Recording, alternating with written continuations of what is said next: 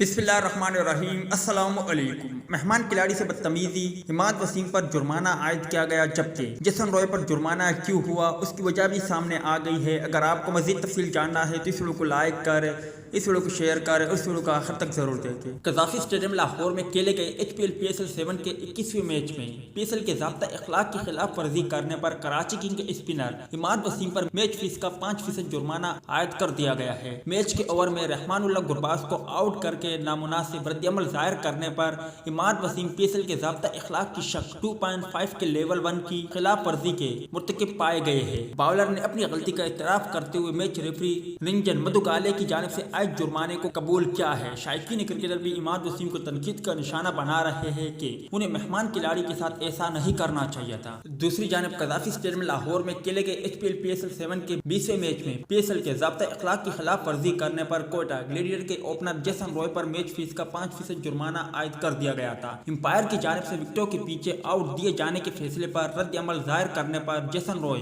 PSL के ज़ाब्ता इखलाक की शक 2.21 की खिलाफ वर्जी के मुर्तकिब पाए गए थे। बैटर ने अपनी गलती का इतराफ करते हुए मैच रेफरी रोशन महनामा की जानिब से आयद जुर्माने को कबूल किया है।